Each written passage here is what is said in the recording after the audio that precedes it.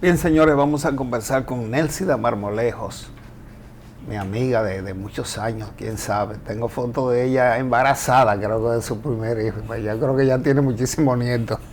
Yo tengo esa foto ahí, Nelsida. Bienvenida al programa. Gracias, un placer estar contigo desde aquello tiempo y hasta ahora. Cuando éramos jóvenes, ¿verdad? Cuando todavía no habían sí. Cabellos plateados y dorados. Bueno, Nelsida fue dirigente sindical por mucho tiempo de la Central General de Trabajadores, también fue diputada, también fue miembro del PLD y ahora es dirigente importante de la Fuerza del Pueblo. Entonces, Nelsida, hay muchos temas contigo, el tema que yo tocaba en principio, el tema de la seguridad social. Tiene mucha experiencia en eso como sindicalista y como dirigente de la DIDA, no sé cómo le llaman al cargo de directora de la Dirección de Información y Defensa del Afiliado. Una experiencia terrible ahí, muy buena, una experiencia muy positiva en términos de conocimiento.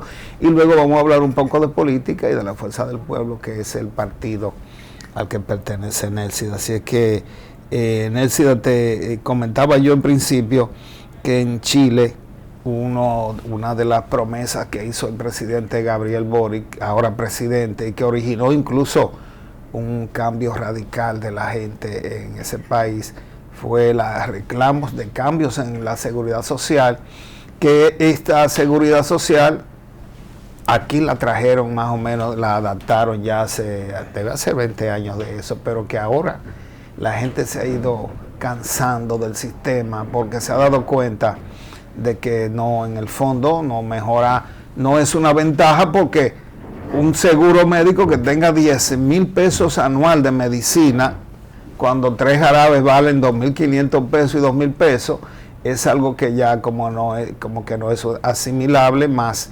todas las situaciones que se dan con la consulta médica, el copago, todo esto. Nelsida, desde la vida que tú duraste un buen tiempo allá, ¿cómo tú pudiste lidiar con eso? Esos reclamos que supongo que eran permanentes.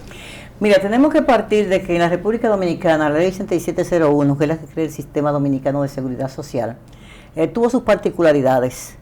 O sea, hay una realidad que vivió Chile, hay una realidad que vivió la República Dominicana antes de privatizar la salud y el sistema previsional, o sea, las pensiones.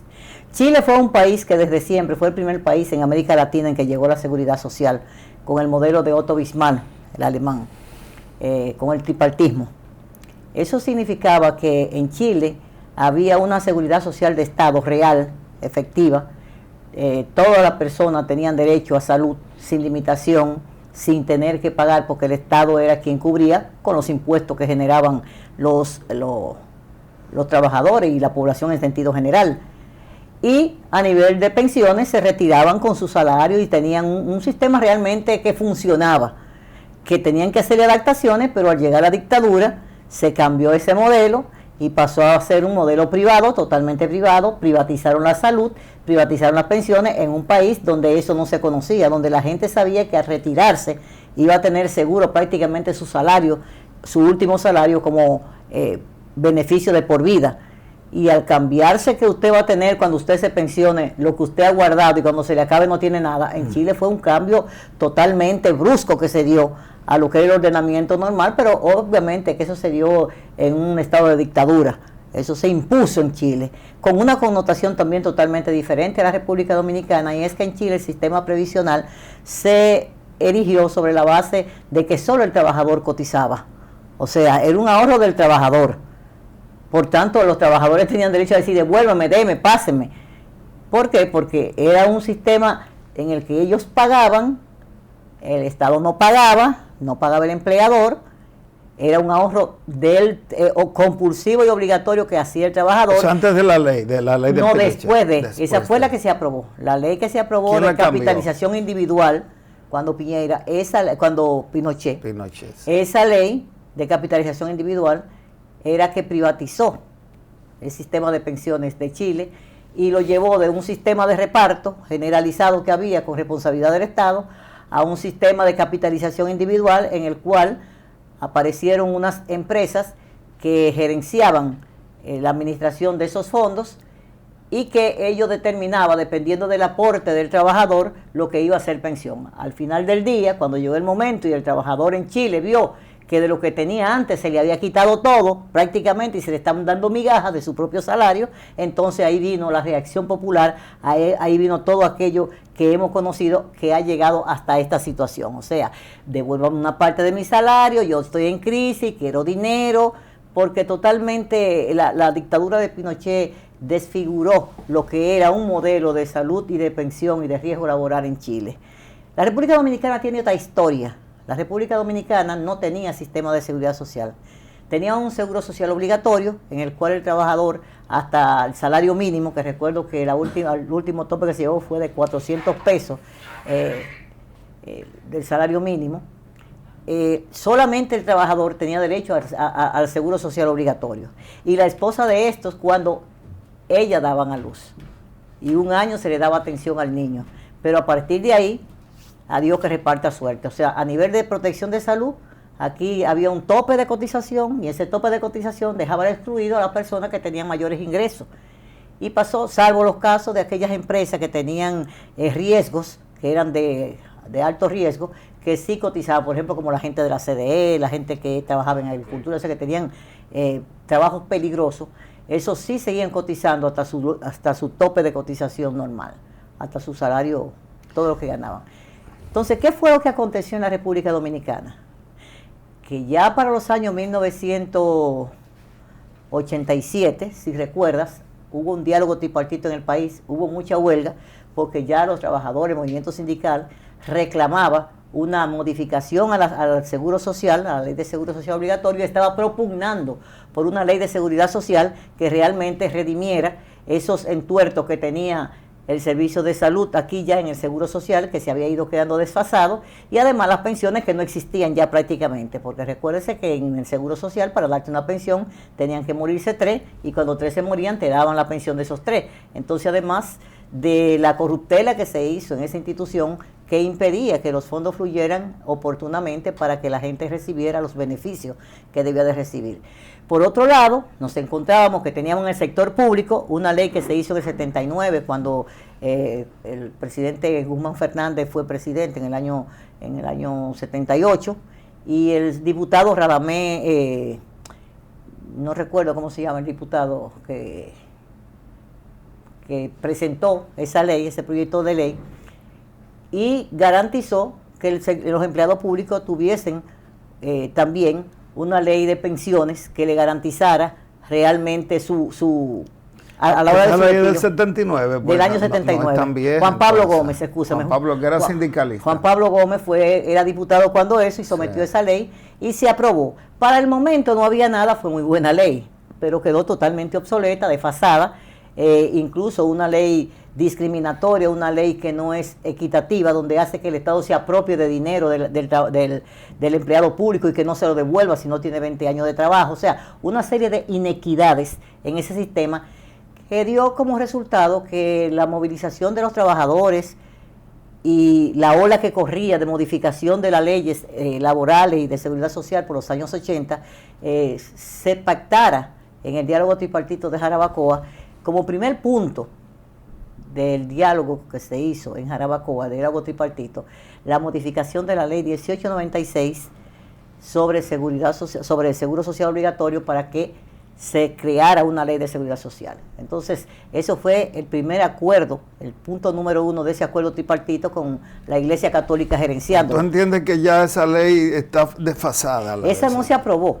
Yo digo la de ahora, la que está en funcionamiento ahora, la ley Yo te quiero traer a cómo comenzó el sistema nuestro. O sea, lo que la opinión pública debe de conocer, porque aquellos polvos trajeron estos lodos, lo que la opinión pública debe conocer es que aquí, después de mucha lucha, en el año 2001, se aprobó la ley 8701. En el momento en que ya estaba todo lleno de igualas médicas que lo que hacían era que eran excluyentes, porque usted si tenía 60 años no podía estar, si tenía una enfermedad no podía estar, usted solamente estaba, como afiliado porque te lo pagaba el empleador, porque él quería pagarlo, porque no había ninguna ley que le obligara, y en ese seguro médico privado, si tú querías poner a tu esposa, a tu hijo, tenías que pagar por cada uno de ellos una suma adicional. y los servicios cada día se deterioraron. Eso dio lugar a que el sector empleador también se movilizó y garantizó que esa ley caminara para que sus empleados pudiesen tener ya con una obligatoriedad un sistema de salud más eficiente que el que había anteriormente y con mayor cobertura. ¿Qué fue lo que pasó? Vino esa ley, vino la ley, eso trajo consigo una modificación, se hizo un código, se perifoneó por el país entero, se llevó, se trajo, se fue a Chile, se vio la experiencia de Chile y de otros países de América Latina y nos encontramos entonces que aquí se aprobó un sistema de pensiones diferente al de Chile, aunque el mismo modelo.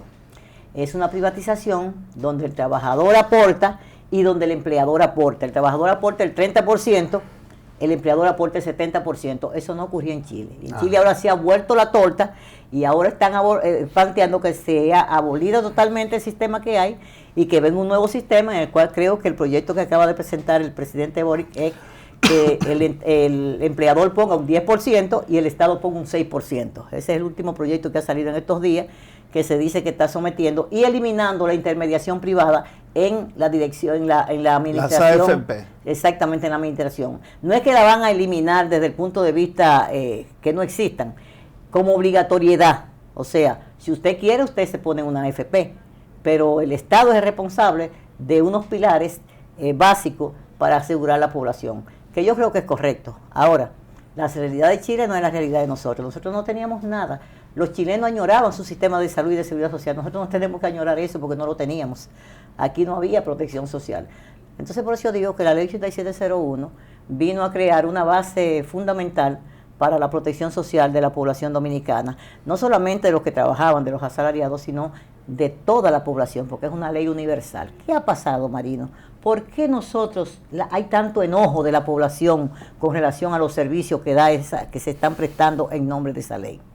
Que esa ley ha sido diezmada, esa ley ha sido recortada, esa ley la han desnaturalizado con el afán de lucro, han hecho tantas resoluciones que lo que percibe el afiliado que paga su dinero son los retazos que quedan de todo ese escorte que le han hecho a esa ley. Nosotros nos encontramos con una ley totalmente excluyente, excluye una serie de patologías, excluye todos los medicamentos. Hasta medicina, entonces, todo, claro. No tiene, o sea, si usted no tiene dinero, usted no puede ir a un especialista, porque ese especialista hay que sacar más de su bolsillo que lo que usted está pagando mensualmente en su seguro. Entonces lo que tenemos realmente es una caricatura. ¿Por qué hay una caricatura? ¿Es porque la ley dice eso? No, es porque la han desnaturalizado. El copago no está en ninguna ley y Marino, eso es básico. Sí, ¿Está en la ley? Está en la ley, pero de manera diferente. ¿Cómo dice? Debe de haber un plan básico de salud. Y acuérdense que para que pudiese entrar en funcionamiento el Seguro Familiar de Salud, hubo que hacerle un remiendo a la ley. Y lo que hicieron fue un plan de servicio de salud por un año, que ya tiene 20. No tiene 20, porque comenzó en el 2007, pero estamos llegando casi a los 20 si seguimos por donde vamos. Entonces, ¿qué significaba eso?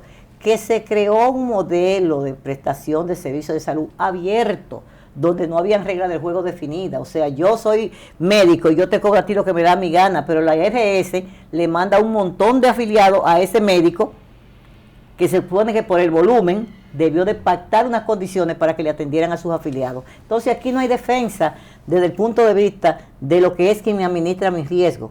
Aquí tenemos, por ejemplo, que si yo te estoy pagando a ti para que administre mis riesgos, usted me dice, mire, usted tiene la clínica Pérez, la clínica Rosada, la clínica Azul. Esas son clínicas que yo le voy a dar servicio, le van a dar servicio ahí porque yo estoy pagando. Servicio completo. Servicio completo. ¿Qué es lo que sucede aquí? Que cuando usted va, el médico dice, no, yo cobro tanto, la clínica dice, yo cobro tanto, el laboratorio dice, yo cobro tanto, y entonces usted le pregunta al que le está gerenciando, porque esa ARS le cobran al afiliado. O sea, ellos tienen su comisión por hacer eso. Entonces, claro, ¿qué es lo que sucede? Claro. ¿Qué es lo que está sucediendo? Que el afiliado está pagando 3, 4 y 5 veces lo que son los servicios de salud deficientes y además atemorizado. Porque cuando tú vas con una emergencia, si tú no tienes un dinero de depósito, si hay que ingresarte, no, y eso hay 18 años de lucha con eso. Los médicos piden efectivo esa parte. Sin recibo. Sin recibo. Son 300,000, dámelo en efectivo porque me pasó a mí. Son 300,000 esa cirugía en efectivo, yo con un suero. Le pasa a todo el mundo. Y nosotros incluso, en la última etapa, acuérdate que la DIDA era, y lo que yo estuve ahí, una entidad que no tenía garra. O sea, nosotros no teníamos posibilidad, porque no teníamos personería jurídica, para demandar, porque nosotros éramos una entidad técnica del Consejo de la Seguridad Social. Nosotros hablábamos porque hablábamos, pero no porque teníamos derecho a decir todo lo que decíamos, porque para eso están los miembros del Consejo. Entonces, ¿qué fue lo que aconteció? Que nunca hubo posibilidad de que se instaurara el primer nivel de atención. Ese primer nivel de atención podía cerrar ese modelo y podía poner en garantía de que si una RS le envía a un médico 100 pacientes, esos 100 pacientes tienen que decir, nada más me le puede cobrar tanto. Y no lo hacen. No lo hacen. ¿Por qué? Porque lo que dicen es, no, yo te voy a pagar 10 pesos y averíguatela con él, sácale lo que tú puedas al afiliado. No hay defensa de ese afiliado. La consulta vale 3,000 pesos adicionales. Mira, Nelcida, esto hay que sacar mucho tiempo porque son muchos años de experiencia y muchas necesidades, muchos datos que necesita la gente y tenemos que hablar un poco de política. Y mucho daño que se le ha hecho a la ley. Bueno, vamos a la pausa y de regreso vamos a conversar con Nelcida Marmolejos un poco de política. Adelante.